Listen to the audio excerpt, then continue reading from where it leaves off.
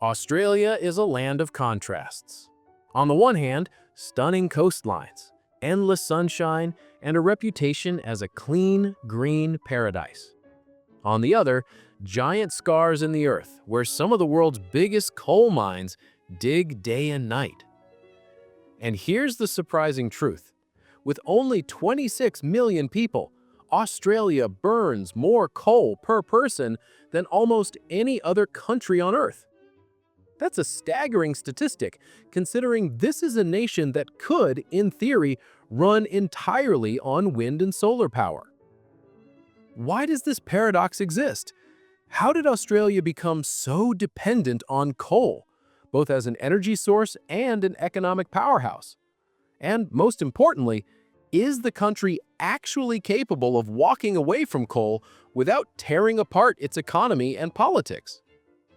To answer that, we'll look at how coal became central to Australia's identity, why its per capita coal consumption is so high, how politics and exports keep coal alive, and what the future holds as renewables race ahead.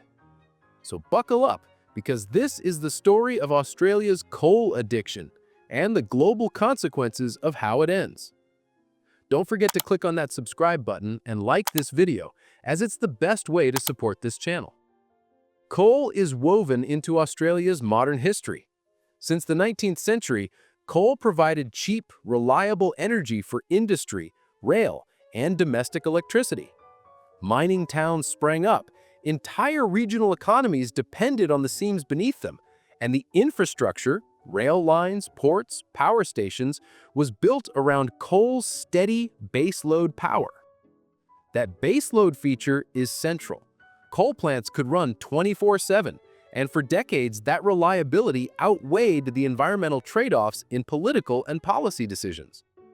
Meanwhile, coal exports grew from a regional commodity into a national cash generator, an export industry that politics rarely ignores. Let's look at the numbers, because this is where the paradox becomes obvious. Australia's small population means that big fuel use looks even bigger on a per-person basis. Several global datasets show Australia sitting among the top countries for coal consumption per capita, far above the world average. Domestically, coal still generates a very large slice of Australia's electricity, around 45% of total generation in 2024. That's down from past decades, but it still means nearly half our grid is traditionally supplied by coal-fired plants. And then there's exports.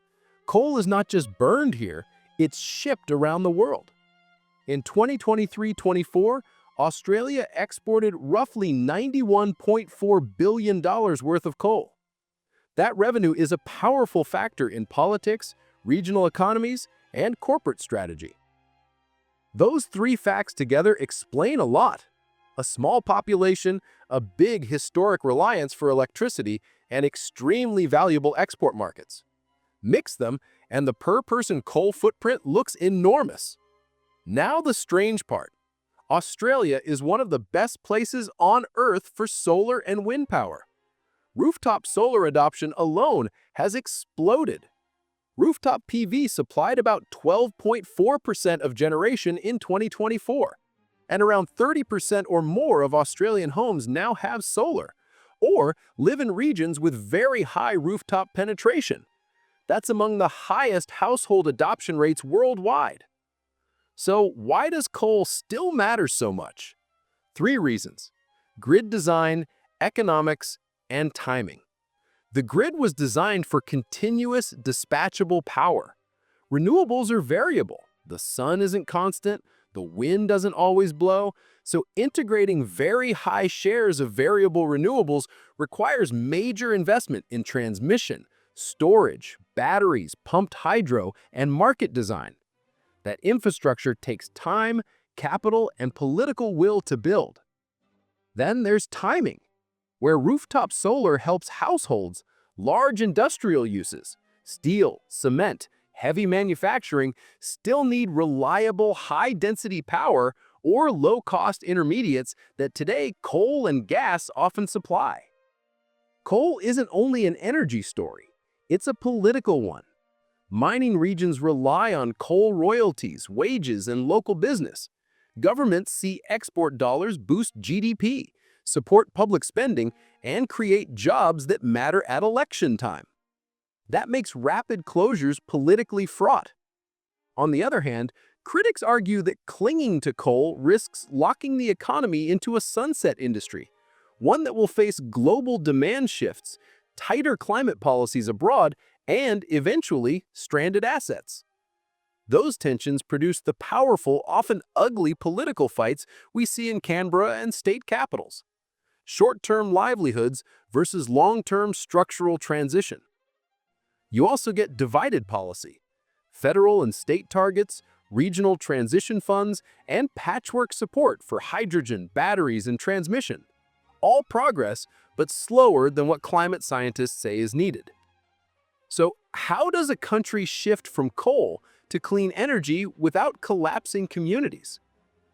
There are a few real-world pathways under development. Scale up storage and transmission. Large batteries and pumped hydro help firm renewables, smoothing the variability problem. Green hydrogen and industrial electrification. Hydrogen produced from renewables could replace metallurgical coal in some steelmaking processes. Several pilot projects and government programs are already underway. Targeted transition funding. Regional transition plans, reskilling programs, new industrial hubs, and guaranteed investment packages help reduce the political cost of closures. Export pivot. Instead of exporting coal, Australia could export renewable energy in different forms. Green hydrogen, renewable electricity via undersea cables, or low-carbon materials. But that requires time and new infrastructure. The federal government has enshrined a net zero by 2050 target and intermediate targets intended to guide investment decisions. Achieving those goals means phasing down coal in the grid while managing export markets and domestic economic impacts. Australia is standing at a historic crossroads. For over a century, coal has been the backbone of its growth, the hidden engine that powered factories, lit homes, and filled government coffers through exports. Towns were built around it, politics fought over it, and generations of families relied on it. But the world is changing. Renewable power is no longer a distant dream. It's already reshaping Australia's grid. Rooftop solar on suburban homes, massive solar and wind farms in the outback, new projects in green hydrogen and battery storage. All of these are signs that the future doesn't have to look like the past. The question is whether Australia can move fast enough. Can it replace coal jobs with new industries? Can it pivot its exports away from fossil fuels and towards clean energy products? Can it manage the political fights that come with dismantling such a powerful industry? Because the choice is clear. Australia can either become a leader in the global clean energy race, using its sunshine, wind, and resources to power the future, or it can remain locked to the coal economy, hoping the world keeps buying. So, what do you think? Is Australia ready to finally break free from its coal habit? Or will its role as one of the world's per capita coal superpowers continue for decades?